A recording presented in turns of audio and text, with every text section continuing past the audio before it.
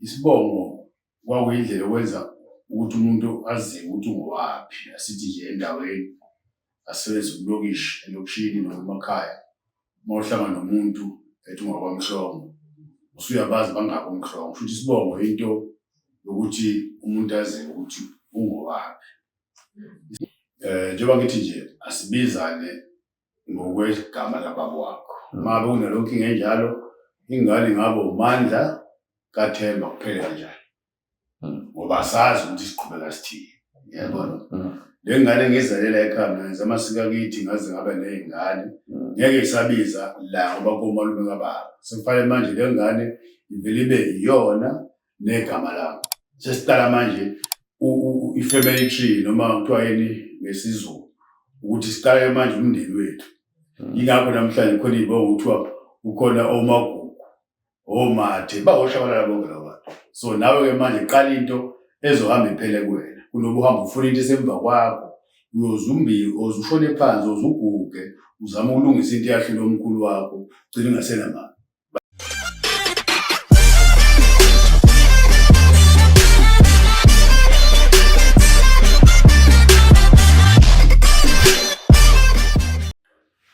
Ukuthula akube nani. Siyabingelela lapho kubabukeli. Namhlanje uhlelo lethu luxhaswe abakwa-eHerbs yokubona phambi kwethu. Bangabelaphi bendabuko, abelaphi bomzimba, noma ngabe yini ekuhluphayo emzimbeni. Ungakwazi ukuxhumana nabo kunamba engu-067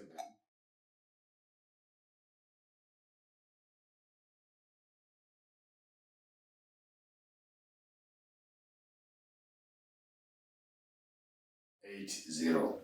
Bangabantu abalapha umzimba kodwa bayakwazi ukulapha nangomoya.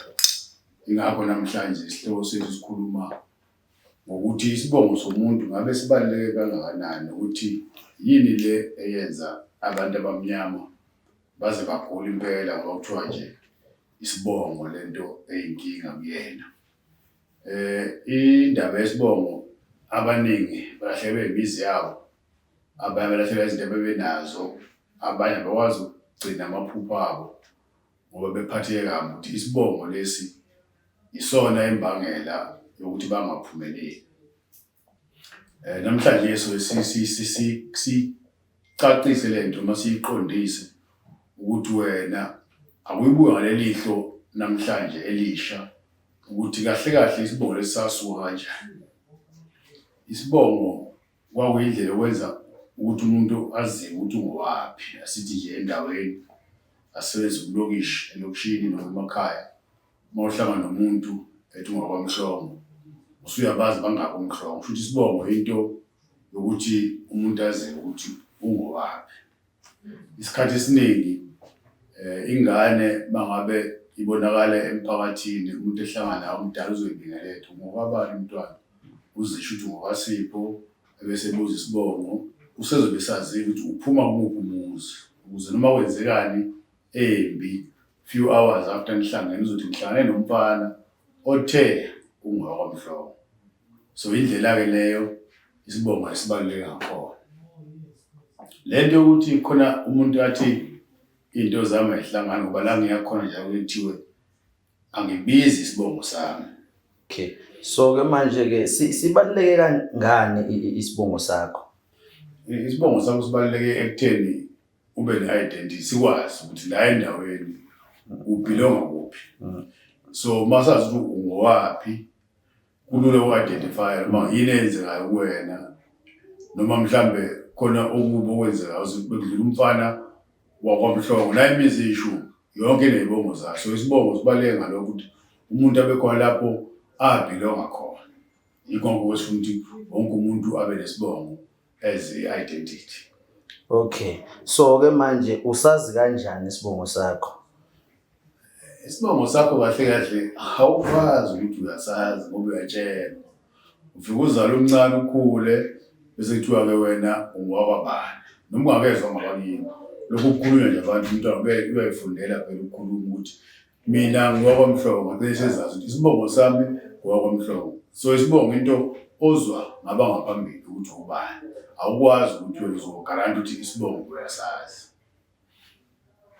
So manje lento yo DNA ukuthi DNA kusho singageja nangaphambili. Mhlawumbe uthola ukuthi wena vele the uma sengicheck mina nomhlongo ngathola ukuthi igazi impela ubaba wami, kodwa uma uthola ukuthi yena phambili akuyena kahle kahle wakamhlongo, kusuke kuba njani uma kunjani? Yona ngalapho phela ukuthi i-DNA is the best ekutheni uzalo ubani. I-DNA confirm isibongo. I-DNA confirm ukuthi uzalo ubani. Uma uzalo ubaba umhlongo, that it ends there. Umhlongo nosho isibongo sakuba umhlongo ngithi uzalo ubaba uThixo wena. Right? I-DNA confirm that ukuthi ubaba wakho ngaphambi. And then isibongo ke ukuthi yena ubaba wakho la wayetshela ukuthi ungowakuphi. That is where we have a problem. Bese bakhona inkinga ukuthi umuntu ohlala ephatheka ukuthi akasazi isibongo sakhe. Ungcono uphatheka ukuthi awumazi ubaba wakho. Yabona, i-DNA confirms ubaba. Isibongo is something ozwa ngabantu. Ngenze ukuthi wena uzalwa uMandla Hadebe. Says i-DNA izo-DNA yebo uzalwa uMandla. Kodwa ukuthi uMandla waHadebe kwaziwa ubani lokho uma wakhe uMandla. Yabona. Ngoba nawe uma ungafika ugalela ekhaya ugane waHadebe yonke into right, kanti kusukela ngaphambili lo muntu ozale umkhulu wakho akuyena owakwaHadebe.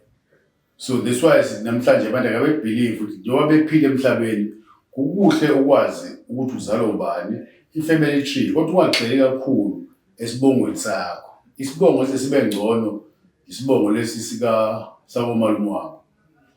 Nakhona futhi komalume mangabe kune-order ubungazala udadewethu okuthiwa wakamhlongo, kanti udadewethu wengena wakamhlongo. So indlela esifundisa ngayo ukuthi musa ukuthatha lento yesibongo okuthiwa asikho usifake ekhanda ngoba sizokulimaza. Uyayibona? So zazi ukuthi uzalwa ubani, mawenza ama-DNA sakhonfirm ubaba wakho, but isibongo akulula ukusikhonfirm ngoba into ozwa ngabanye abantu ukuthi isibongo sakho sihamba sigcine kuphi. So ke manje uma ukuthi umuntu mhlambe wakabiza isibongo lesi ekuyesakhe, kwenzakalani empilweni yakhe? Ayikho into enzakala. Ayikho into enzakala. Abona uma usuhamba uhlala emgwaqweni kunje ukuthi uyahlala. Ngathi phela inyanga usuhlanya ngempela ngoba wena ozenzayo. So nalelo ukuthi isibongo ngoba kusona sakho awusazi kuba khona izokwenza akhona ezayo empilweni. Khona izingane namhlanje ngokwesilungu kuthiwa zi-adoptiwe, ithathe emgwaqweni ingazi ukuthi yaphi. Mayifundiswe kahle yakhuliswa kahle iba successful ngoba yazi lutho beyond. Bese ihambe ihosha umoya ukuthi wena watholwa ibapha abakini bese naye iyaphatheka ke manje emqondweni ugcina isigula noma isibona into zayihambe kahle ngoba lento yesibongo ayikho. So indlela ebalulekile leyo abantu bakithi ziphelile imali zethu. Nambe nidlala abantu abathi bahlola bethi wesibongo sakho asibizi bani. Kodwa they will never go further ukuthi yena kuba bakho ezalo bani ngoba that's the main thing. Isibongo sihamba is a long way kodwa makubaba uqobo, it is a better or a shorter version ukuthi mangikuba baba wami unenkinga uzokucebisa baba ukuthi uphuma kanjani wenze kanjani. Impilo into enjalo. That is why sithi namhlanje sikhuluma ngoba lento lesikhulumayo ibanga ukugula ebantwini. Abantu bayagula bangalapheki baya enyangeni zibanike imithi ngoba umqondo wakumuntu awukho kulento alashwa kuyona. Ucabanga ukuthi ugula ngoba even abathandazi, umthandazi uyakuthandazela, umthandazi awusebenzi ngoba wena ucabanga ukuthi lento yonakala kudala ngeke kuphile uma ungenalo ithemba. Impilo into enjalo. So ke manje empilweni yomuntu kahle kahle kushuthi isiphi isibongo esibalekile and ngoba empilweni yomuntu asenze isibonelo indlela yokuphila right engasenze isiqhubeko siye phambili. Angiyesi isibonelo kwaXhosa. Baningi abantu baseXhosa abashintsha imbono. Namhlanje bayaphila. Right? Khona fruitful. They were never fruitful. Kodwa sekushintsha ukufika kwabelungu bashintsha imbono. Labo bantu baphila kamnandi.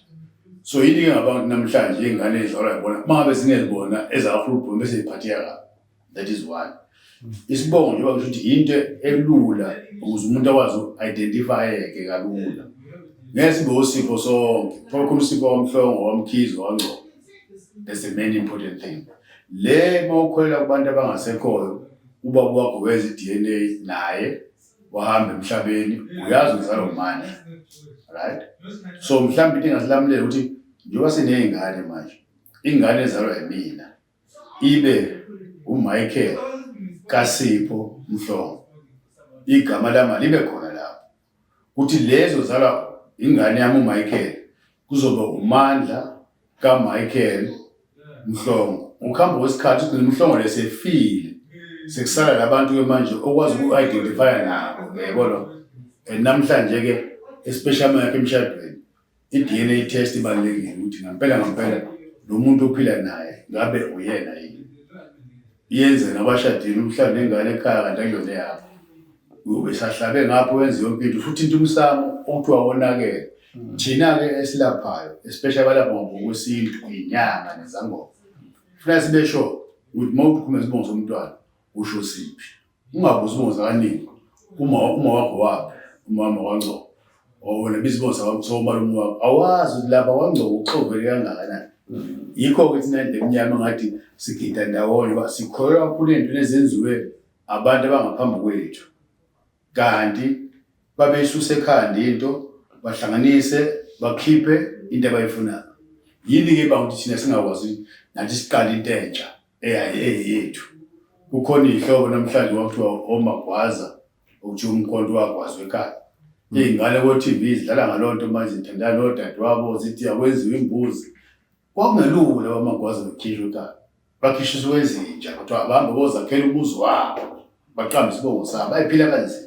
But namhlanje sekuyifashion ukuthi hhayi ngoba sohlaba imbuzi ukuthi ivelaphi ukuthi asiyazi. So the best way ingane ayibe igama layo isifake igama lakho nabakwezalayo besivala-ke ngesibongo uMandla kaSipho Mhlongo. So lapho sine-identity ukuthi ubaba wakho nangu siyambona noma esihambile emhlabeni nengane yakhe nayo iyozala futhi yenze the same thing. Kube khona nje i-family tree ewumampela ngoba isikhathi esiphila kusona namhlanje sesonakele. Akukhona namhlanje kuphela kudala zayikhona abantu ababeshayana ngengqulathi ubiza ingane zibe ndala impela nje ukuthi asibuke isibongo ubona le ayibhilongi la ekhaya kushayelwe phansi. So-ke lilonke isibongo esihle ukuze sikwazi ukuthi ubhilonga kuphi, kodwa ngeke sikwenze ukuthi ungabi nalutho, ngeke sikwenze ukuthi ungaphumeleli. Into fanele siyibambe le. Laba abahlolayo amabesho kufanele bakucacisele ukuthi ubiza komalume ngoba kwenze njani. Baningi abantu engibaziyo umuntu aphume namhlanje athi semdala sefuna mhlawumbe ukushadela bese ethi uyofuza isibongo sakubo. Asithole ziqale phansi inkinga ngoba wazi indlela ade benza ngayo ungakafiki. Uyofika lapha emndenini ugcina umngane nomthakathi akufaka ehlathini into awazi lutho. So uma kunjalo ngcono wenza into ngokosiko nakomalume wakho, uconsult komalume wakho ukuze into zakho zibe right, then ukuconsulta abantu bakini bebengekho sakhona. So-ke manje uma ukuthi-ke ukhule mhlampe kusona isibongo sakomalume kodwa manje mhlampe wena iy'ngane zakho ufuna ukuthi zibize isibongo lesi sakubo kwakho, iziphi izinto eziye mhlampe zidinga ukuthi uzenze ukuze ukwazi ukuthi lokho kwenzeke? Ngoba phela akusiyona into ongavele uyithathele emoyeni ukuthi uvele uthi hayi ngoba mina vele bengibiza lesibongo ngivele ngibabize nalesi, ngoba phela mina ngibona mhlawumbe iba inkinga lento mase nami ngibize sakomalume nengane sazobiza sakomalume wami nenye elandela lesazobiza lesakomalume. So manje kugcina sekukhona abantu abazothandana bodwa ngoba ku-generation yes5 uma ukuthi kusabizwa lesi sasibizwa komalume sizobe sesikhohliwe lapho ukuthi kahle hle bekuyisiphi ebekuyisona. Njengoba ngithi nje asibizane ngokwegama lababa wakho. Uma kunalokho inkinga enjalo ingane ngabo uMandla kaThemba kuphela kanjani ngoba asazi ukuthi siqhubeka sithini, yabona. Le ngane ngizalela ekhaya ngenza amasiko akithi ngaze ngaba nezingane ngeke isabiza la ngoba komalume kababa. Sekufanele manje le ngane ivele ibe iyona negama lami.